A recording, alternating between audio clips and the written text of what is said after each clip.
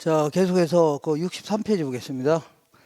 자, 여기서부터가 좀 중요한 내용들입니다. 상업 입지론 보시면 첫 번째 레일리의 소매 인력 법칙 있죠?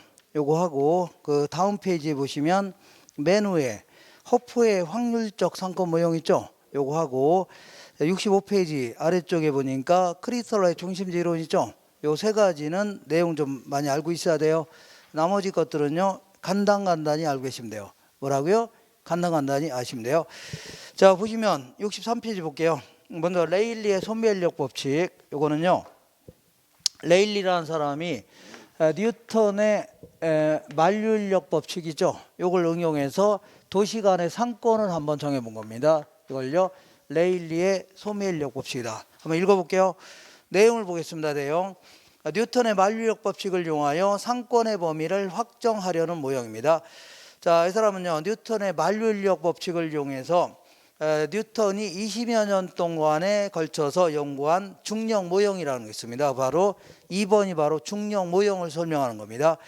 두 중심지 사이에 위치하는 소비자에 대하여 상권이 미치는 영향력의 크기는요 두 중심의 크기에는 비례하고 거리의 제곱에는 반비례한다는 얘기죠. 이게 바로 중력 모형입니다. 자, 세 번째가 이제 결론입니다. 결론. A도시와 B도시 간의 크기가 똑같다면 두 도시 간의 상권의 경계는 중간 지점이 될 것이고 A도시가 B도시보다 2배 정도 크다는 얘기죠. 그러면 상권의 경계는요 A도시 쪽으로부터 몇 배라고요? 1.4배 떨어진 곳이 상권의 경계가 된다. 이게 이제 결론입니다. 결론이요. 지금부터 얘기하는 거 제가 얘기하는 건 듣기만 하시고 결론만 기하시면 돼요. 그리고 계산 문제만 할 줄 아시면 돼요. 뭐만 할 줄 안다고요? 계산 문제 하나만 할 줄 아시면 돼요. 자, 지금 1번, 2번, 3번만 기억하시고 나머지는요 계산만 할 줄 아시면 돼요. 지금 얘기하는 것은요 듣기만 하시면 됩니다. 듣기만. 자, 레일리는요 만류인력이라는 게 뭐냐면 모든 만물은 서로 당기는 힘이 있어 없어요? 있다는 얘기입니다. 그럼 내가 지구를 당기는 힘도 있고 지구가 나를 당기는 힘도 있어 없어요? 있는데 지구가 나를 당기는 힘이 워낙 크죠. 그러니까 내가 지구에 달라붙어서 걸어 다니는 거 아닙니까? 요걸 만약에 그냥 놓으면은 하늘로 올라가요? 밑으로 떨어져요?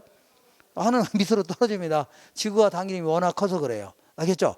그래서 자, 그 만류인력 법칙을 이용해서 이 사람은요 한 20여 년에 걸쳐서 연구 끝에 중력 모형이라는 걸 만들었습니다. 중력. 자, 여기가 A라는 물체가 있는데 자, 여기 또 다른 물체가 또 있다고 치자. 그러면 얘를 당기는 힘 있죠? 당기는 힘은요 이 물체의 크기에는 비례합니다. 뭐에 비례하고요? 크기, 질량에는 비례하고 여기까지 거리가 멀어지면 당기는 힘은 약해지겠죠? 근데 이제 거리의 제곱에는 반비례한다. 이렇게 하면서 앞에 상수를 뒀는데 상수는 무시해도 됩니다. 무시하시고 그러면 여기 볼게요. 여기 또 다른 물체가 또 있다고 치자. B라는 물체. 그러면 만약 이 사이에 C라는 물체가 여기 있다고 치자. 그러면 A가 당김이 클까요? B가 클까요?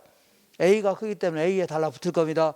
이번에는 이쪽에 있다. 그러면 B가 당김이 크겠죠? 이쪽에 달라붙을 겁니다. 그러면 얘를 점점 옮겨볼게요.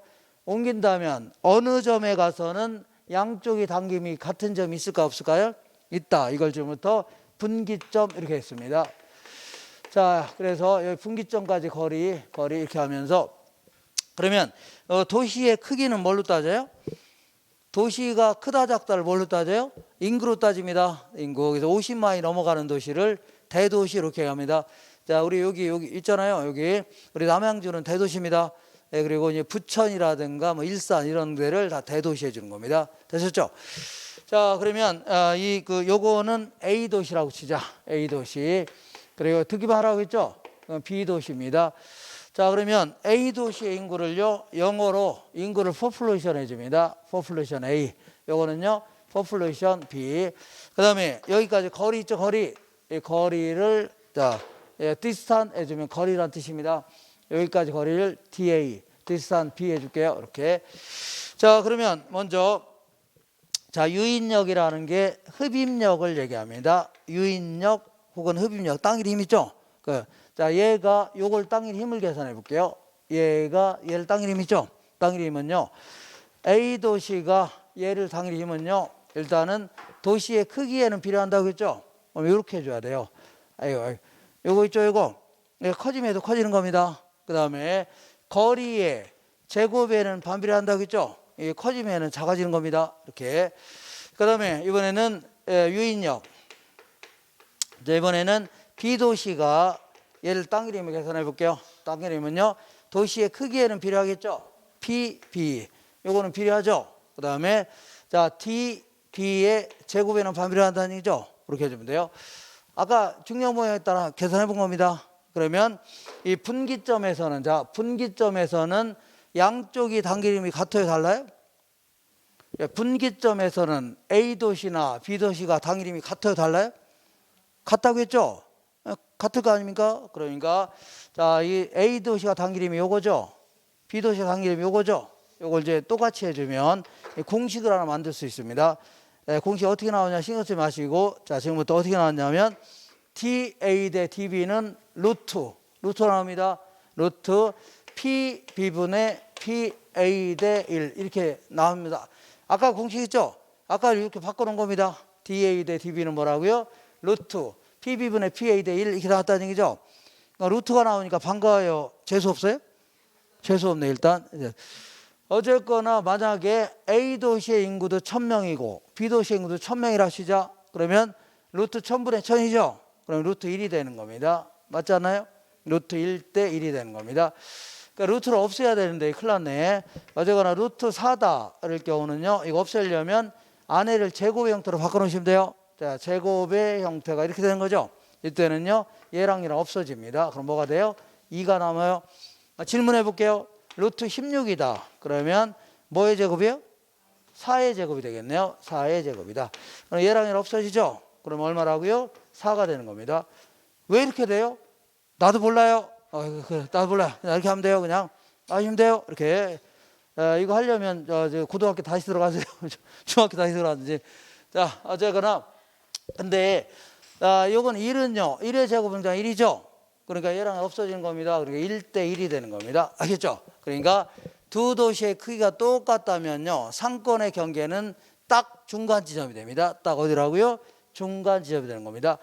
만약에 A도시의 인구는 2000명이고 얘는 1000명이라는 얘기죠. 그러면 루트 1000분의 2000이죠. 그러면 루트 2가 되겠네요. 그러면 요거 대 1이 되는 겁니다. 요거 큰일 났네. 요거 아까는 뭐 어떻게 제곱형도 바꿀 수는 있는데 얘는요, 일반 계산기로 계산이 안 돼요. 공학용 계산기가 있어야 돼요. 그래서 이거는 이제 암기하시면 돼요. 그냥. 자, 루트 2는요 1.4를 두 번 곱하죠. 그럼 2가 됩니다. 1.4 두 번 곱하면 2가 돼요. 그러면 얘랑 1 없어지니까 1.4 대 1 이런 식으로 해서 A도시 쪽으로부터 몇 배라고요? 1.4배 떨어진 곳 있죠? 요것이 상권의 경계다 이렇게 되는 겁니다. 되셨죠? 이렇게. 자, 이렇게 해서 결국은요, 이 상권이 이렇게 정해지는 겁니다. 어떻게 정해진다고요? 이렇게 해서 이런 식으로 해서 이 상권이 이렇게 정해지는 겁니다. 아시겠죠? 그래서 이렇게 정해지면서 여기 사람은, 여기 마을 사람 다 이쪽으로 간다는 얘기죠. 여기 마을 사람 다 저쪽으로 간다 그런 얘기예요. 알겠나요? 이렇게. 근데 자, 이 그 컨버스라는 사람은요, 누구라고요? 컨버스라는 사람은요, 만약에 여기까지 그 거리가 주어져 있다면 DAB라고 주어져 있다면 요 거리나 요 거리를 구하는 공식을 만들어 봤다는 얘기죠. 이렇게 다시 볼게요. 자, 지저분하니까 지울게요. 이렇게. 만약에 여기까지 이제 예를 들어서 8km라고 간주해 보자. 몇 킬로미터라고요? 8km고 아까 루트 PB보다 PA 대 1 했더니 3대 1로 이렇게 계산이 됐다고 치자. 3대 1로 계산이 됐다고 치자. 그러면 이 거리를 구할 수 있다는 얘기죠. 거리를 구할 수 있습니다. 어떻게 하냐면 이렇게 구하면 돼요. DA는요 어떻게 나온지 신경 쓰지 말고 그냥 이렇게 거리를 구하는 공식을 만들어 봤구나 하시면 돼요. 만들어 봤구나.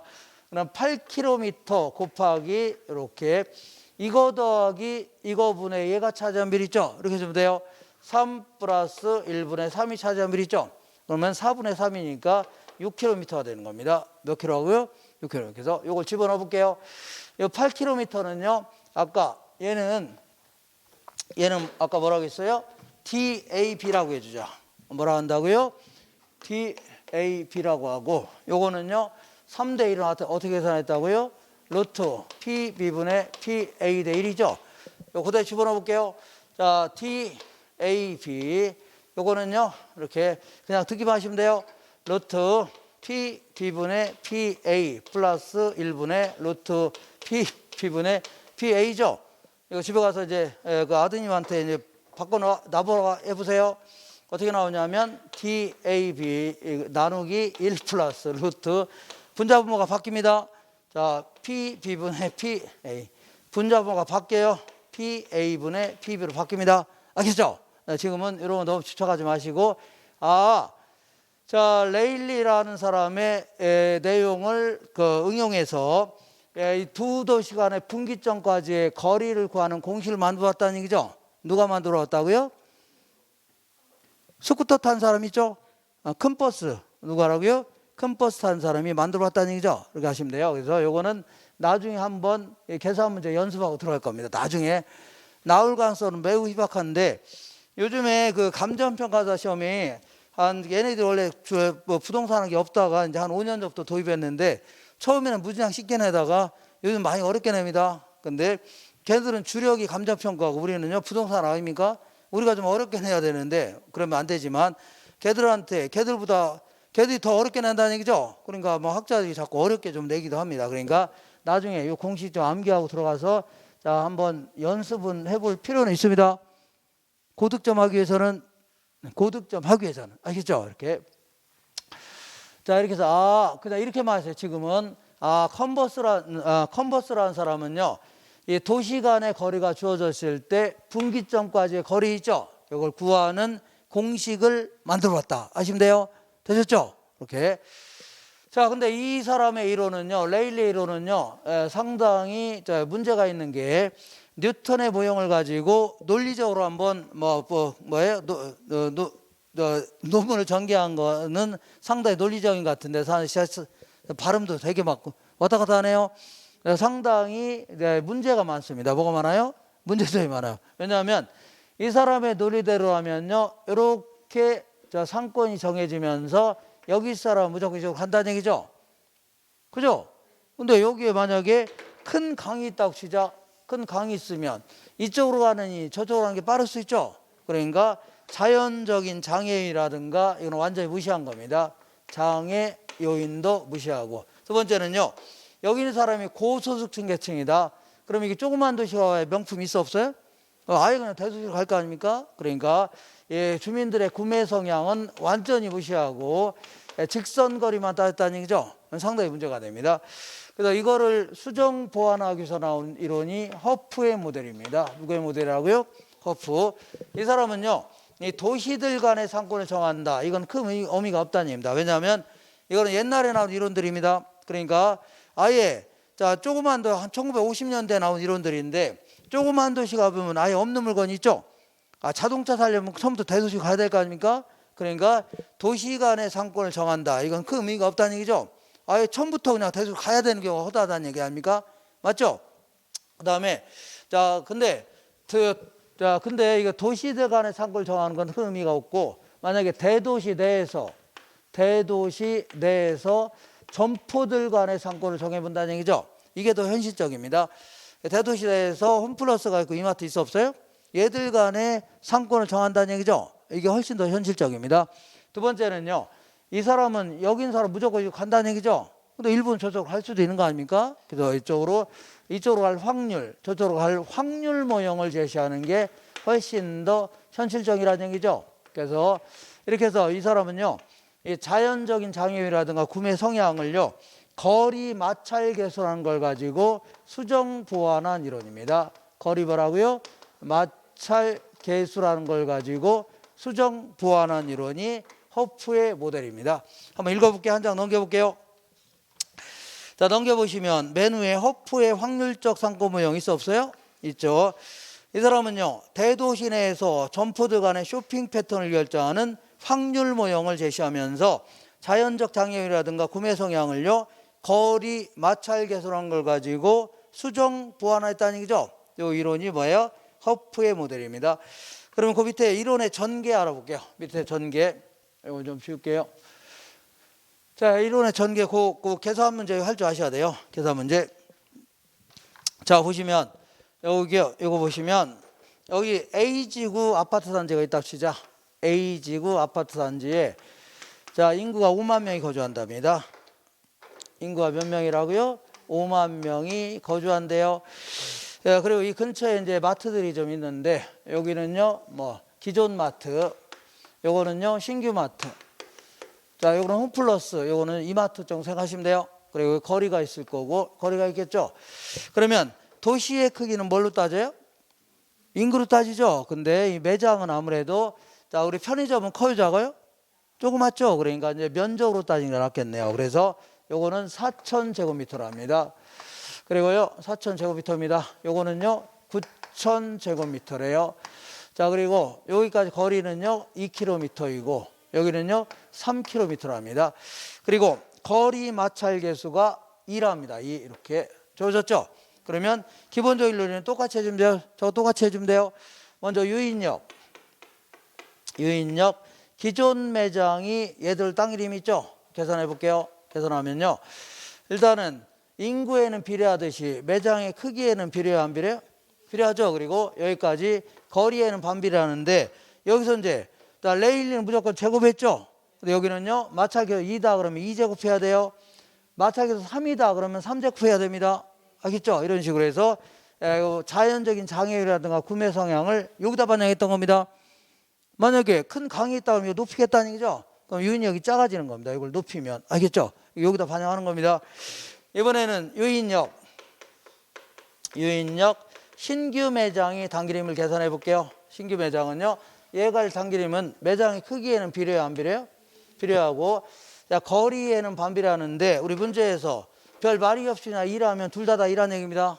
둘 다 2를 집어넣어야 돼요. 이렇게. 그럼 계산해 볼게요. 요거는 2의 제곱은 4죠. 4,000을 4로 나누니까 1,000이 됩니다. 그 다음에 3의 제곱은 9죠. 그러면 9,000을 9로 나누면 얼마예요? 1,000 아닙니까? 이게 의미하는 게 뭐냐면 기존 매장이 단기름이 한 1,000 정도 된다면 신규 매장도 얼마라고요? 1,000 정도 된다 그런 의미예요. 되겠죠? 그렇기 때문에 만약에 신규 매장으로 갈 확률을 계산해라. 뭘 계산하라고요? 확률 계산하라. 그러면요. 이거 더하기 이거분의 얘가 차지한 비율 있죠? 이렇게 해주면 돼요. 이거 더하기 이거분의 뭐라고요? 얘가 차지한 비율. 그러니까 이거 더하기 이거 얼마예요? 2,000이죠? 2,000분의 1,000이 차지한 비율. 계산했죠? 그러면 계산하면 이거 0.5죠? 50%가 됐네요. 몇 프로예요? 아, 그러니까 5만 명 중에 몇 명이 간다고요? 25,000명이 갈 거다 그런 얘기죠. 그렇게 해주면 돼요. 되셨죠? 이거 할 줄 아셔야 돼요. 할 줄 아셔야 돼요. 근데 이거를 또 이런 식으로 풀고 있으면요. 내년에 또 풀고 있어야 돼요. 아까도 또 풀고 해야 되고 이것도 또 풀고 있어야 되죠. 이거 언제 이렇게 하고 앉았습니까? 그죠? 그래서 이런 거 나오면 그냥 박스로 대고서 바로 풀면 돼요. 이렇게 여기다 대고 풀면 되죠. 이러면 무조건 어떻게 하면 돼요? 4제곱으로 나누면 돼요. 그럼 1,000 나옵니다. 이것도 마찬가지로 9,000을 3의 제곱 나누면 얼마야? 1,000 나오죠? 두 개 합치면 얼마예요? 2,000분의 1,000에 좀 끝나는 겁니다. 알겠죠? 이렇게. 자, 한번 연습해 볼게요. 한번 연습. 자, 문제에서 거의 해마다 물어보는데 요거를 두 번 물어볼 때 한 번쯤 물어봅니다. 알겠죠? 그래서 둘 다 돼. 요거는 무조건 뭐로 하라고요? 제곱. 얘는 뭐라고요? 거리 마찰에서 승수 있죠? 그렇게 따져야 돼요. 되겠나요? 지울게 이거. 자, 그러면 한번 연습해 볼게요. 연습. 자, 오른쪽 보겠습니다. 오른쪽에. 자, 65페이지 오른쪽 메뉴 해볼게요. 도시 A와 도시 B 간에 도시 C가 있답니다. 찾으셨나요? 예. 레일리의 소매 인력 법칙을 이용하여 도시 C로부터 도시 A와 B로의 인구 유인 비율을 구하라. 자, 여기는요, 도시 B가 좀 더 큽니다. 커요. 이렇게.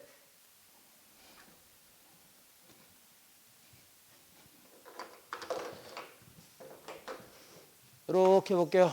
이렇게 기본적인 이거 B도시죠. 먼저 A 도시의 인구는 몇 명이냐면 7만 명입니다. 7만 명. 그다음 B 도시의 인구는 몇 명이요? 42만 명이에요. 그다음에 여기까지 거리는요 10km. 얘는 뭐라고요? 20km. 이렇게. 자, 이런 거 분야라면 바로 박스에 대고 계산하시면 돼요. 무조건 7만 나누기 10에 제곱하면 돼요. 뭐라고요? 7만 나누기 무조건 제곱하라고 했죠? 제곱이죠? 이게 바로 A가 당일 힘을 얘기합니다. 요거를 되셨죠? 이번에는 무조건 얘는요 42만 나누기 얼마라고요? 20에 제곱해 주면 돼요. 그러면 양쪽이 당기는 상대적인 힘이 나옵니다. 레일리는요 이걸 가지고 분기점까지 있죠. 분기점을 정한 다음에 상권을 정하면 끝이에요. 끝입니다. 근데 여기서는요 허프의 모델까지 응용해서 그 유인력 있죠. 유인 비율까지 구한 겁니다. 확률도 구한 겁니다. 알겠죠? 이렇게 계산하면 이거 얼마냐면 700입니다. 얼마라고요? 700. 얘는 얼마냐면 1050입니다. 얼마라고요? 1000. 그러면 두 개 합치면 얼마라고요? 1750이죠? 두 개 합치면 1750분의 700이 차지하는 비율 있죠? 이게 바로 A 도시가 당기는 유인 비율입니다. 아니면 확률. A 도시 당기는 확률. 얘는 계산 어떻게 하면 돼요? 1750분의 뭐가 차지하는 비율이에요? 1050이 차지하는 비율 있죠? 이렇게 해주면 돼요. 요거 계산하면은 얼마냐면 이거는요 40% 나옵니다. 0.4 나와요. 이건 얼마라고요? 0.6, 60% 나옵니다. 몇 프로라고요? 알 수 있죠? 요것만 하면 그만하죠? 다시 할까요?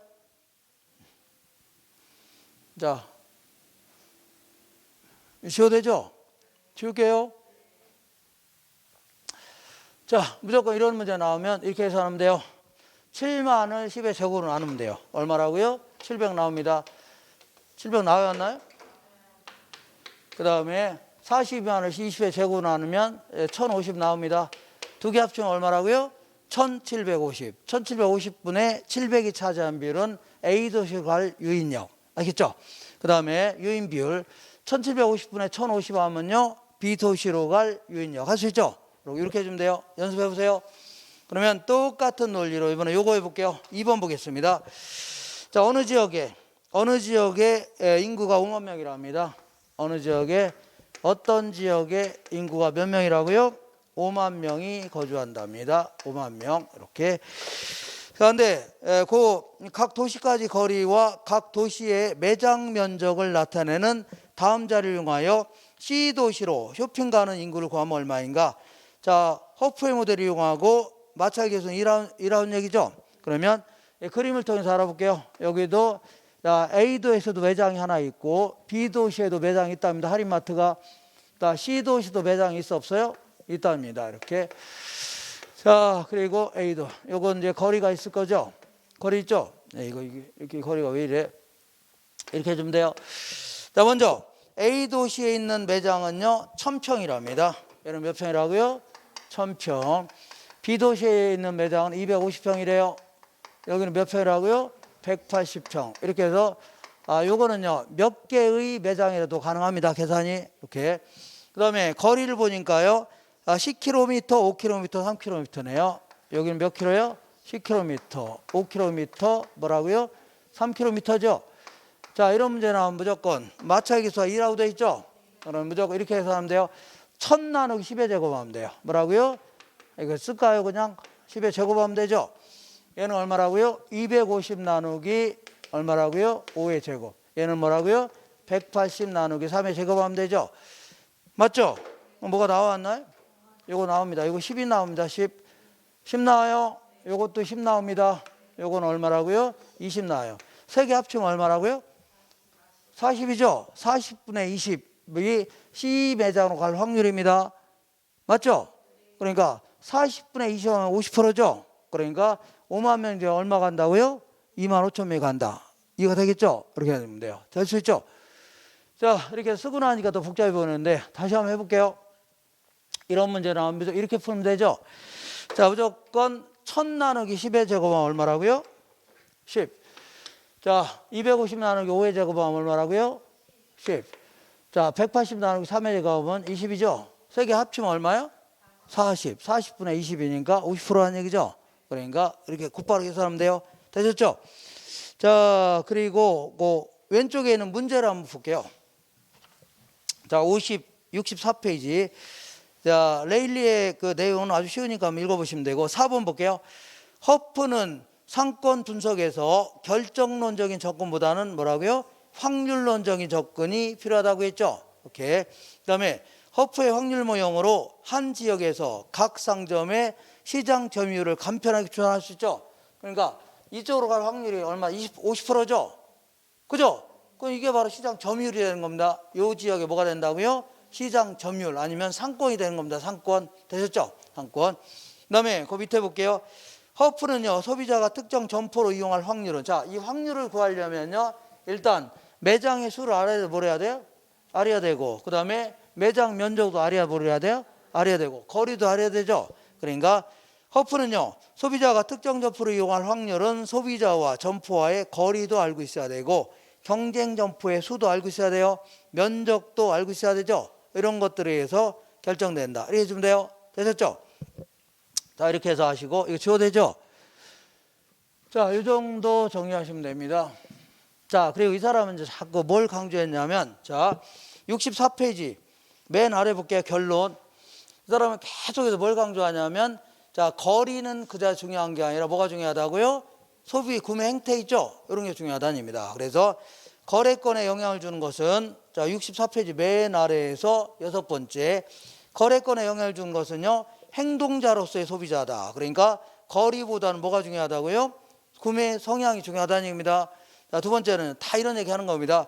상가는요, 소비자의 기호라든가 소득 관계를 참작하여 선택된 상품을 판매해야 된다는 얘기죠. 예컨대 서울에 잘 나가는 동네가 이제 압구정동 같은 데인데, 여기다가 싸구려 물건을 근처에다 판다고 해서 팔려요, 안 팔려요? 안 팔리죠. 가깝다고 하는 게 아니라는 얘기죠. 그러니까 아무리 멀더라도 자, 자기도 마음에 드는 걸 고르려고 하는 거죠. 그 얘기하는 겁니다. 그 다음에 적당한 거리에 고차원 중심지가 있으면 인근의 저차원 중심지를 지나칠 가능성이 커진다는 얘기죠. 자, 예를 들어 어떤 마을 사람들이 그동안은 여기 탑마트 이런 거 어중간한 마트 있죠. 여기 주로 다니다가 적당한 거리에 이마트가 생겼답니다. 그럼 다 요구로 간다는 얘기죠.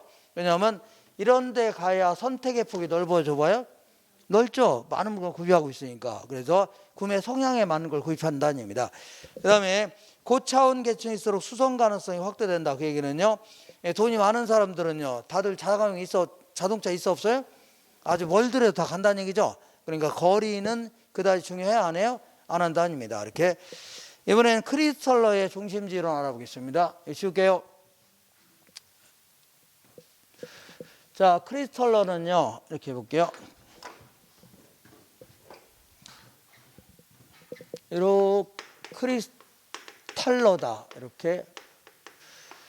자, 이 사람은요, 한번, 이 사람 무슨 얘기하는 건가? 한번 의의를 자꾸 읽어보셔야 돼요. 중심지의 규모를 고차에서 저차 중심지로 하향적으로 분류한 다음에 중심지가 성립하기 위한 조건으로 재화의 도달거리와 최소 요구치와의 관계를 설명하면서 중심지의 형성 과정을 설명하고 있다는 얘기죠. 그러면서 또한 부수적으로 원형의 중심지의 영향권이 서로의 경쟁을 위하여 흡수 경쟁하다가 결국은요, 벌집 모양으로 균형을 찾아간다는 얘기죠. 벌집 모양이 어떻게 생겼어요? 그래서 제가 오른쪽에 사진 올려놔서 안 올렸어요? 벌 있죠? 그게 벌집이에요. 처음 보신 분은 이렇게 생겼네 하시면 돼요. 이렇게. 그래서 산에 갔다 이렇게 생긴 거 있으면 발로 탁 차보세요. 그러면 걔들이 따라올 겁니다. 그래서 그러면 나몰라라고 막 토끼겠죠. 그러면 산 밑에 오면요, 얼굴이 3배만해집니다. 3배만에. 어쨌거나 그 밑에 볼게요. 그 중심지라고 있습니다. 65페이지 맨 아래 그 그림 있죠. 중심지라는 것은요, 주변 지역의 재화나 서비스를 제공하기 위한 어떤 지역이라든가 장소 같은 거 있죠. 이걸 얘기합니다.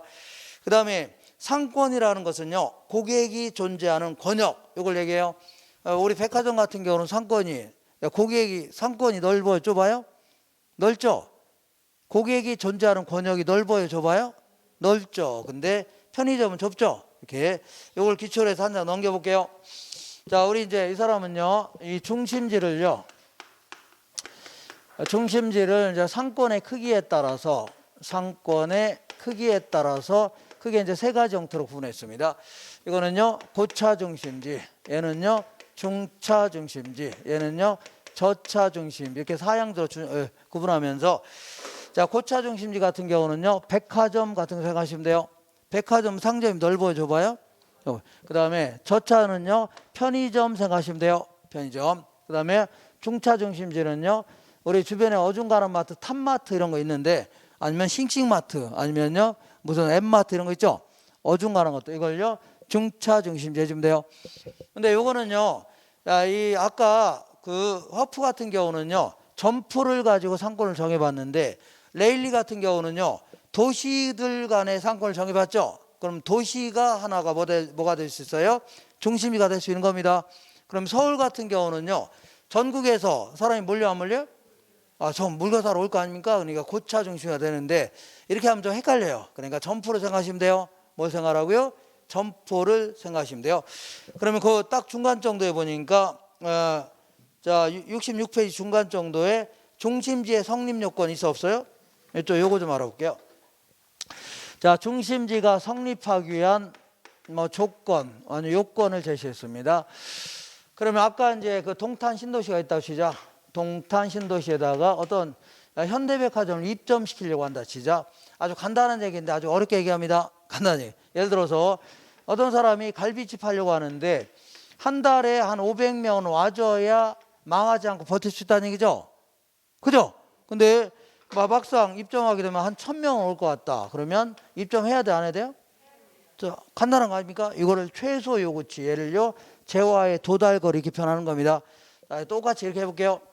자, 현대백화점을 동탄 신도시에다가 입점시키려고 합니다. 이때 현대백화점이 망하지 않고 버티려면요 이렇게 반경 몇 킬로미터라고요? 5km, 6km 있는 사람 와줘야 된답니다. 고객 수로는요 한 달에 5만 명 정도는 와줘야 버틸 수가 있다는 얘기죠. 망하지 않고. 근데 막상 입점하게 되면요 주변에 있는 수원의 일부 사람이라든가 용인이라든가 아니면요 동탄, 송탄 이런 데 온다는 얘기죠. 송탄이라든가 이런 데 올 것 같다는 얘기죠. 그죠? 그래서 자 상권의 범위로는요 9km 내에 있는 사람까지 더 올 것 같답니다. 9km. 고객 수로는요 8만 명으로 와줄 것 같다는 얘기죠. 그러면 입점해야 돼, 안 해야 돼요? 해야 되는 거 아닙니까? 간단한 거 아닙니까? 맞죠? 자, 지금부터 자 6km 5만 명 이걸요 최소 요구치라는 겁니다. 어떤 점포가 자 이 유지되기 위해서 필요로 하는 최소한의 상권의 범위라든가 고객수 있죠? 이걸 뭐라고요? 최소 요구치라는 겁니다. 요걸 뭐라 하면 9km 8만 명을요 재화의 도달거리 이렇게 얘기합니다. 어떤 점포가 주변에 영향을 미칠 수 있는 최대한도의 공간적 거리라든가 아니면 고객수 같은 거 있죠? 이걸 뭐라고요? 재화의 도달거리예요. 당연히 이게 클 때 입점하는 거죠? 간단한 거 아닙니까? 자, 그 다음에 어쨌거나 이렇게 입점하고 나서 그 다음에 이제 균형을 찾아가는 과정도 설명했습니다. 균형을 찾아가는 과정. 자, 그러면 자, 이 그 홈플러스가 자기네들도 홈플러스 있다고 치자. 자, 여기다가 동탄에다가 입점했다고 치자. 그러니까 자기네들 최소 요구치는 이만큼이고 도달거리는 이만큼이니까 입점했다는 얘기죠. 그리고 자, 이번에는 이마트도 입점했다고 치자. 자, 그 다음에 롯데마트 입점했다고 치자. 입점하고 났더니 재화가 도달이 안 되는 지역이 생겨서 안 되겠어요? 이거 가만두지 않겠죠? 서로 막 경쟁이 치열하게 전개할 겁니다. 그러니까 어떻게 진행해요? 이런 식으로 진행해 나갈 겁니다. 이렇게. 자, 요거는요 홈플러스, 얘는요 이마트, 요거는 롯데마트가 되겠죠. 맞지 않나요? 그러면 만약에 우리 동네에 이마트가 있다면 가까운 사람 이쪽 가겠죠. 근데 이런 동네, 요거 어중간한 동네 아닙니까? 맞죠? 어중간한 동네는 이거 경합지역이라는데 얘네는요 뭐 이쪽으로 갈 수도 있고 갈 수도 있는 거죠. 뭐 큰 차이가 없으니까. 그죠? 그러면 만약에 이마트가 품질이 얘보다 훨씬 좋다 그러면 자 이마트로 가야 한가요? 가죠. 아니면 가격이 훨씬 싸다 그럼 이마트로 가겠죠. 그러니까 장기적으로는요 가격과 품질은 비슷할 수밖에 없어요. 망하지 않고 버티는 한은요 비슷할 수밖에 없습니다. 알겠죠? 물론 지금 홈플러스가 지금 망했습니다. 거의 망하기 직전이에요.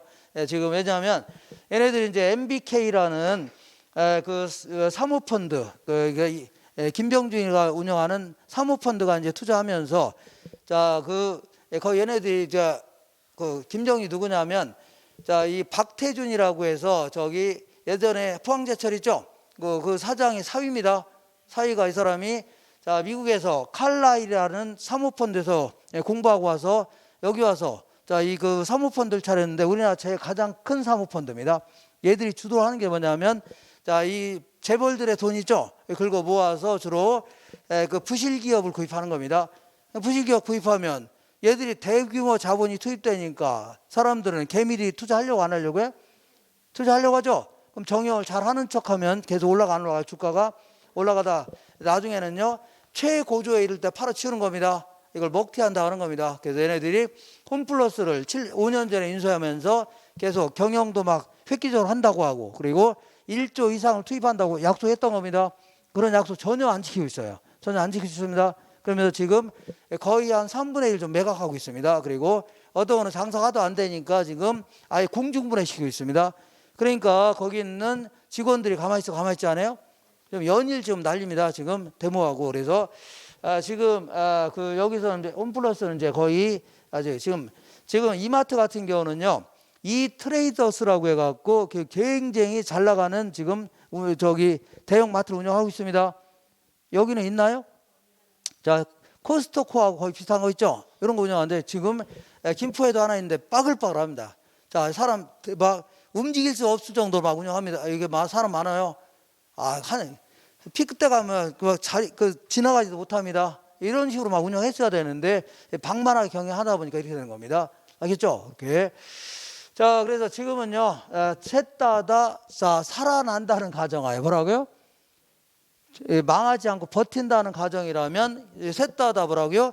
가격이라든가 품질은 비슷해져야 돼요. 알겠죠? 그러면 결국은요, 장기적으로는 거의 가격이나 품질은 비슷해요, 안 비슷해요? 비슷하다면 싼 데 가요, 비싼 데 가요? 죄송합니다. 비슷하다면 가까운 데 가려고 하겠죠? 죄송합니다. 그러니까 여기 있는 사람 이쪽 쪼개지는 겁니다. 여기 사람 이쪽 가겠죠? 이쪽이나 장기로 가격이나 품질 비슷하죠? 그럼 가까운 데 가려고 하겠죠? 그러면 결국 이런 식으로 바뀌어 나갑니다. 이런 식으로. 자, 이게 아까 얘기한 대로 벌집 모양이다 해집니다. 무슨 모양이라고요?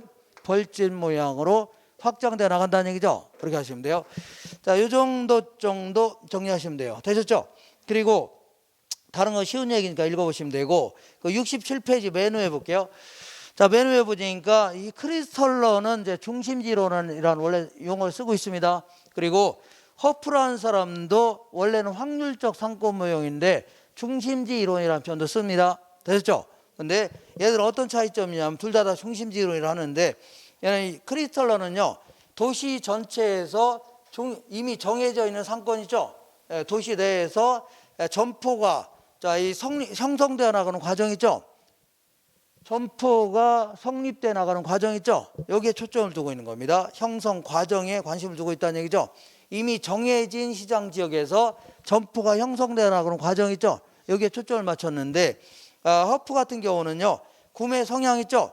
구매 성향에 따라 치고받고 싸우면서 상권이 정해지는 과정이죠. 여기에 초점을 맞춘 겁니다. 알겠죠? 그래서 소비자의 구매 성향, 중형 모형 있죠? 이런 거 가지고 구매 성향에 따라서 상권이 정해진다는 얘기죠. 그래서 이거를요, 이 경제학도 소비 행태라든가 아니면 생산 행태를 중심으로 해서 이 경제학을 구성하는 걸 미시경제라는 겁니다. 그래서 우리 이것만 기억하세요. 크리스털러 같은 경우는요, 거시적 중심지론 이렇게 표현합니다. 뭘 한다고요?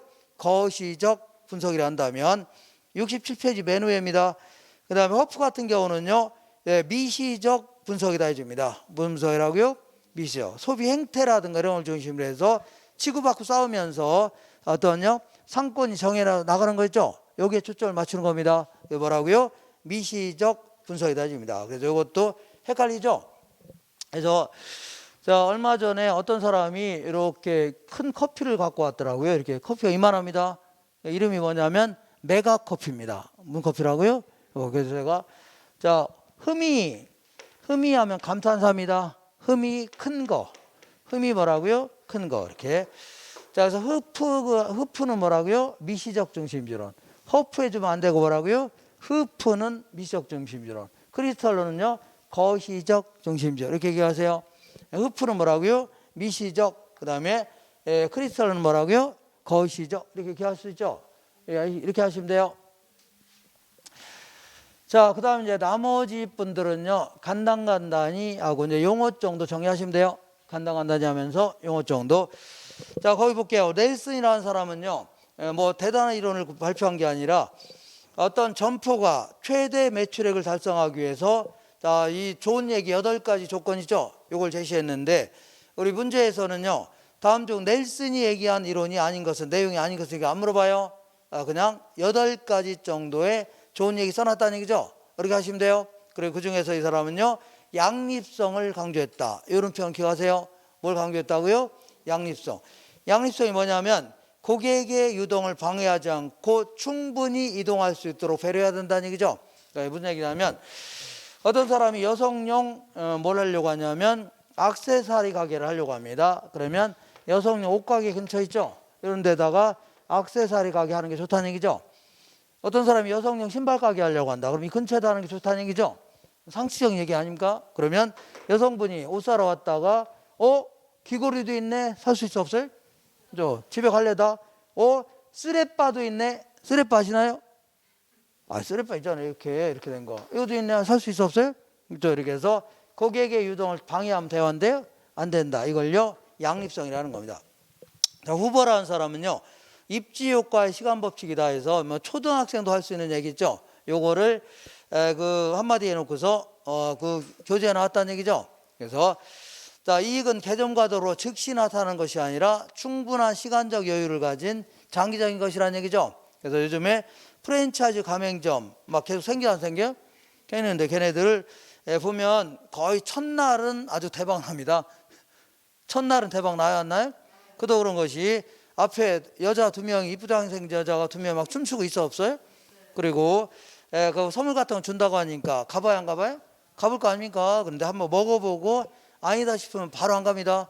어떤 경우는 일주일도 안 돼서 문 닫는 경우도 허다합니다. 진짜예요. 그래서 대한민국에 자, 이 그 프랜차이즈 가맹점이 80% 이상이 3년 내에 폐업한 걸로 조사됐습니다.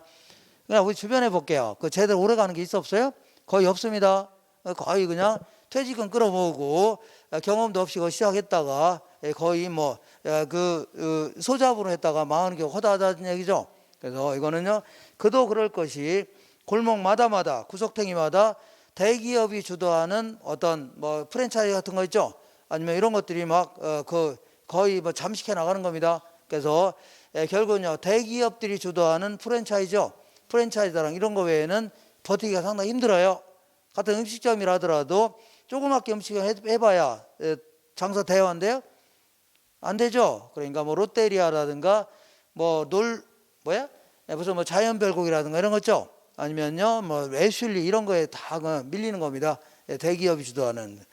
자, 그래서 그러니까 장기적으로 이익을 내려면 품질도 계속 높여야 되죠.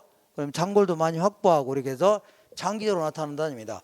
그 다음에 CEST 기법이라고 있는데 CEST라는 게 뭐냐면 자, 카스터머라는 것은 소비자라는 뜻입니다.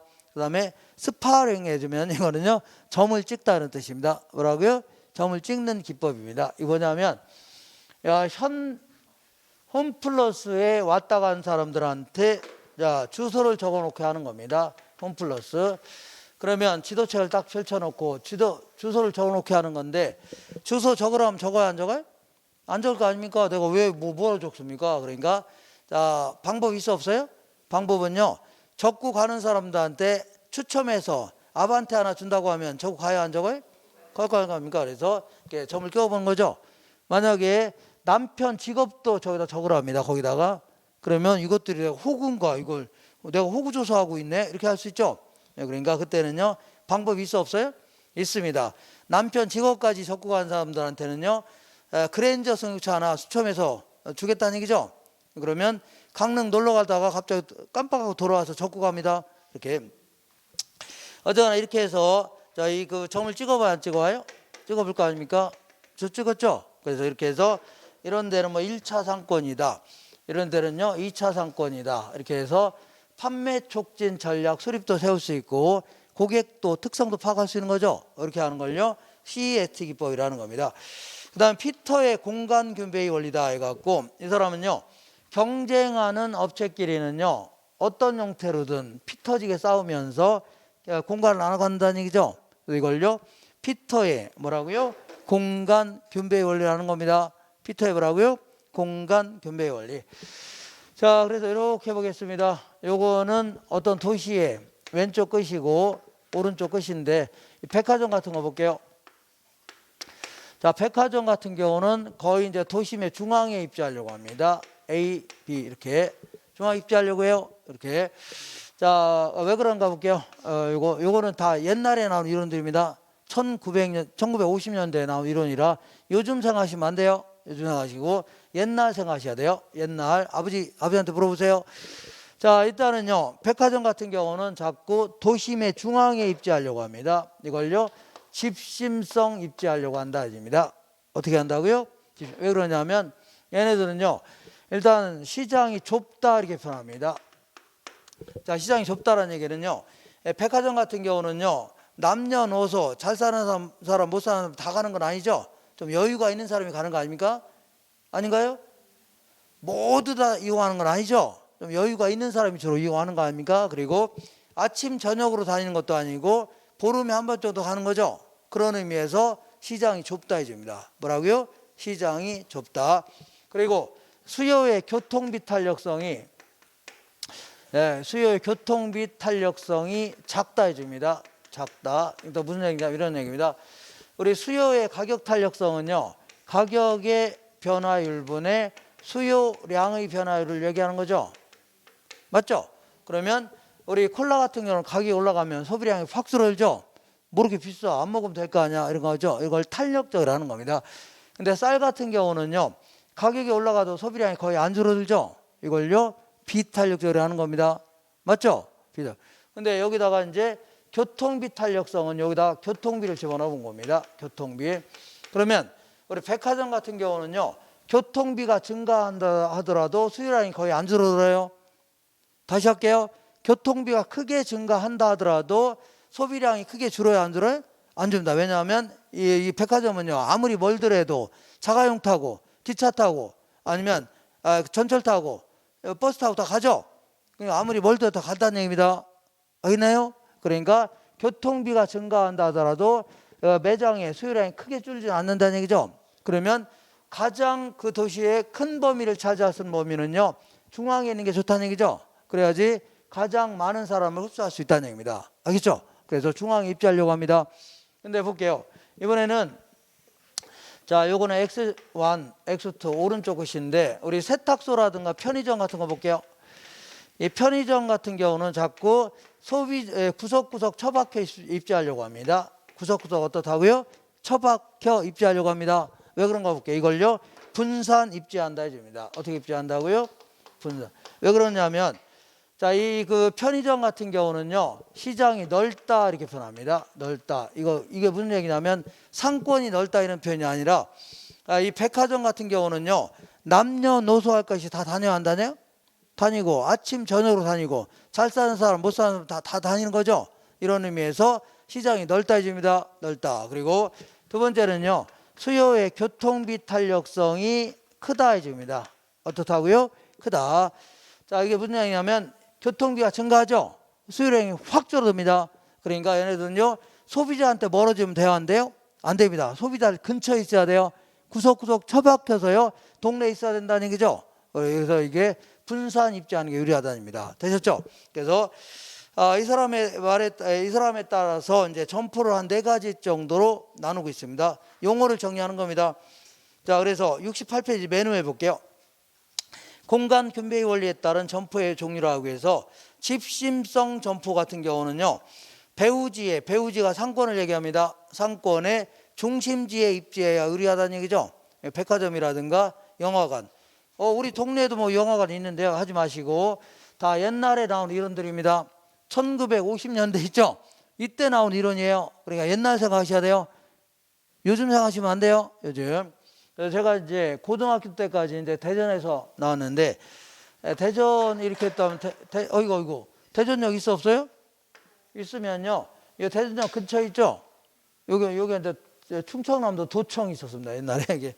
그래요. 그래서 여기가 이제 시내였습니다. 그래서 우리 여기 나갈 때 시내 나간다 했습니다. 그래서 뭐냐면 극장이라고 해봐야 여기에 대전역 근처에 아카데미 극장이라고 있었습니다. 뭐라고요? 아카데미 있어요. 지금도 있습니다. 여기 이제 중앙극장 이게 답니다. 여기 뭐 한두 개 있는데 이런 식으로 도시의 중앙에 입지에 유리하다는 얘기죠. 이걸 뭐라고요? 집심성 점포라는 겁니다. 그 다음에 집재성 점포는요, 동종 업종의 점포가 한 곳에 모여 입지에 유리하다는 얘기죠. 우리 은행 갔다가 한번 나와서 360도 이렇게 고개를 돌려봐요. 근처에 또 은행 또 있습니다. 여의도에 가면은 증권회사가 막 몰려 있죠. 그곳에 가야 다 증권회사를 갈 수 있다는 얘기죠. 제가 옛날에 그 의정부에서 포천으로 뭐 무슨 일 때문에 계속 다닌 적이 있었는데, 의정부에서 여기 포천 있죠, 포천. 이쪽으로 가다 보면요, 반경 4km가 전부 다 그 가구점입니다. 가구점. 저는 이 가구점이 이렇게 많은지 처음 알았습니다. 저는 에이스하고 시몬스만인 줄 알았어요. 뭐라고요? 에이스하고 시몬스. 근데 무지하게 많습니다. 진짜 다 달라요. 그래서 자, 우리 신혼부부가 가구 살 때 한 집만 가서 구경하고 사나요? 아니죠. 이 집 저 집 다니면서 마음에 드는 거 고르려고 할 겁니다. 그러니까 이 동네에 가야 대한민국에는 모든 가구 있다는 얘기죠. 이렇게 해서 몰려있는 게 유리하다는 겁니다. 그 다음에 산재성 점포는요, 동종 업종의 점포가 서로 분산 입지에 유리하다는 얘기죠. 이걸 뭐라고요? 산재성 점포다. 세탁소 같은 경우는요, 어떤 아파트 단지별로 하나씩 있는 게 좋죠. 몰려 있어야 좋을 게 있어 없어요? 없습니다. 그리고 목욕탕도요, 요즘에 대형 사우나 이렇게 생각하시면 안 돼요. 옛날에 2층짜리 이렇게 해서 아래층은 여탕, 위층은 남탕 이렇게 되는 거 있었어요. 이런 거 모를 겁니다. 옛날 1층에 가면요, 우리 그 시외버스 터미널 같은 데 가면은 이렇게 구멍에다가 돈 넣으면 표 나왔나? 나옵니다. 그죠? 여기 1층 가서 돈 넣으면요, 쬐그만 이렇게 도장 찍기에는 표 줍니다. 그거 들고 가서 올라가서 목욕하고 그랬습니다. 그래서 이런 목욕탕 생각하셔야 돼요. 그 다음에 국부적 집중적 점포하면요, 동종 업종끼리 국부적 중심지에 입지에 유리하다. 여기서 말하는 국부적 중심지는요, 관련 산업이 입지하고 있는 그 근처를 얘기하는 겁니다. 그 근처. 이거를요, 여기서 말하는 국부적 중심지라는 표현을 씁니다. 그러니까 예를 들어서 농기구점 같은 경우는 농지 근처에 있는 게 좋겠죠? 아닌가요? 농기. 자, 이 천안에 가면 천안공원묘원이 있습니다. 공동묘지가 있다는 얘기죠. 그러면 거기 왜 유명하냐면 앙드레 김 있죠. 앙드레 김은 그 사람 있었어요. 그 사람 본명이 뭐냐면 김복남입니다. 무슨 남이라고요? 김복남. 태진아 본명이 뭔지 아세요? 조방헌입니다. 조방헌. 시험에 안 나와요, 그거. 저거나 이렇게. 자, 그래서 이 사람이 붙인 말은 유명해졌는데, 거기 올라가다 보면 꽃가게가 쭉 있거든요. 이런 게 일종의 답을 하고요, 국부적 집중적 점포라는 겁니다. 그 밑에 구매 관습에 따른 상점의 분류라고 해서 구매를 위한 노력을 어느 정도 하냐, 여기에 따라 그 세 가지 형태로 구분할 수 있습니다. 먼저 편의품점은요, 우리 담배 사려고 이 집 갈까 저 집 갈까 고민하나요? 담배 안 피는데 그런 게 아니라, 아니 그 좀 불친하더라도 다 아무 데나 가는 거죠. 이런 걸 뭐라고요? 편의품점이라는 겁니다. 선매품이라는 게, 선매라는 게 뭐냐면 골라서 구입한다는 얘기죠. 골라서. 그래서 우리 여성 옷 생각하시면 돼요. 여성들 옷 사러 갔다가 아무거나 사진 않겠죠. 가격, 스타일, 품질, 디자인 다 비교한 다음에 마음에 드는 거 고르려고 하죠. 이런 걸요, 선매품점이라는 겁니다. 편의품점보다는 훨씬 더 구매를 위한 노력을 많이 하죠. 그 다음에 전문품점은요, 그야말로 구매를 위한 노력을 아끼지 않는 거죠. 이걸요, 전문품점이라는 겁니다. 전 세계에서 가장 비싼 차가 어떤 차냐면 부가티가 난다 해서 이걸요, 부가티 승용차라는 겁니다. 이탈리아에서 나온 차인데 전 세계에서 가장 비싼 차입니다. 전 세계에서 한 7대 정도밖에 없는데, 우리 이건희 회장님이죠. 이분이 돌아가셨는데, 이분이 도미노 피자 사장한테 이제 구입한 게 100억에 구입한 겁니다. 이걸요, 부가티 르와이왈이라는 차인데, 어쨌거나 그분은요, 이거 외에도 부가티 베이롱이라서 60억짜리 있죠. 이것도 갖고 있고, 어쨌거나 이 사람은요, 한 그 세계 명차를 한 30여 대 정도 갖고 있는 걸로 알고 있었습니다. 아주 인터넷 뒤져보세요. 이 사람은요, 자동차 수집광이었습니다. 뭐 했다고요? 자동차 수집광. 그래서 저는 이제 중학교 다닐 때 우표 수집광이었습니다. 뭐라고요? 우표 수집광에서 약간 차원이 다른 침대. 오늘 별게 다 나오네요. 자, 클래스가 좀 다르네요. 그래서 그 다음에 그 밑에 볼게요. 시장 획정 방법이라고 해서 상권을 정해보는 방법입니다. 뭘 정한다고요? 상권. 자, 그래서 소매 인력 법칙이라든가 허프의 모델 있죠. 요걸 이용해서 백화점이라든가 슈퍼마켓 이런 거 정할 수 있는데, 아까 얘기한 대로 A지구 아파트 단지가 있고 기존 마트가 있고, 얘는 뭐가 있어요? 신규 마트가 있는데, 아까 했어 안 했어요? 그러면 허프의 확률 모형에 따라서 이쪽으로 갈 확률이 50% 치자 몇 프로라고요? 그러면 이 신규 매장의 상권이 50%라는 얘기입니다. 이 지역에 몇 프로라고요? 50%가 상권이라는 얘기예요. 그럼 다른 지역도 이렇게 정할 수 있는 거죠. 이런 식으로 정하는 걸요 시장 침투법 해줍니다. 뭘 한다고요? 시장 침투법. 그 다음에 공간 독점법은요, 자, 롯데리아 본사하고 롯데리아 가맹점을 딱 체결했습니다. 이렇게 한번 읽어볼게요. 지역 독점이라든가 거리 제한을 주는 업종인데, 자 보세요. 롯데리아 가맹점을 딱 차렸는데 한 달 정도 있다가 이 롯데리아 본사에서 롯데리아 또 입점시켰다는 얘기다가 또 입점시켰죠. 그럼 얘 가만히 있어? 가만히 있지 않아요? 가만히 있지 않겠죠. 그러니까 예, 나중에 처음에 계약할 때 이렇게 계약할 겁니다. 자, 이 정도 바운드리에 대해서는요, 다른 롯데리아를 입점하지 않는 조건 있죠. 이렇게 해서 계약할 겁니다. 그러면 결국은요, 이게 상권이 되는 겁니다. 상권이죠. 독점적으로 상권이 되는 거예요. 그 다음에 자, 분산시장 접근법은요, 특정 수요 계층을 대상으로 해서 있자는 고급자가 나와야 됩니다. 뭐가 나온다고요? 고급. 예를 들어 고급 벤틀리 승용차를 구입할 수 있는 집단이 우리나라에서는요, 상위 계층 0.01%라고 치자. 몇 퍼센트라고요? 그러면 이게 상권이 되는 거죠. 이렇게 이게 상권 아닙니까? 얘들이 상권이죠. 그러니까 이렇게 해서 분산해서 상권을 정해보는 방식을 뭐라고요? 분산시장 접근법이라는 거예요. 되셨죠? 그리고 그 69페이지 오른 그 옆에 있는 문제 다 쉬우니까 한번 풀어보세요. 그대로 풀어보시면 돼요. 그리고 자, 69페이지에 있는 거 이거 있죠? 이거 지금 하지 마세요. 예전에 한번 15회 때 한번 나온 적 있었는데 거의 이제 나올 가능성은 없어요. 그리고 들고 다니시면 제가 언젠가 한번 언급할 겁니다. 나올 가능성 매우 희박합니다. 어떻다고요? 매우 희박하니까 지금 하지 마세요. 아직 안 해도 돼요. 자, 잠깐 쉬었다가 공업 입지론과 그 다음에 농업 입지론 정리할 겁니다. 잠깐 쉴게요.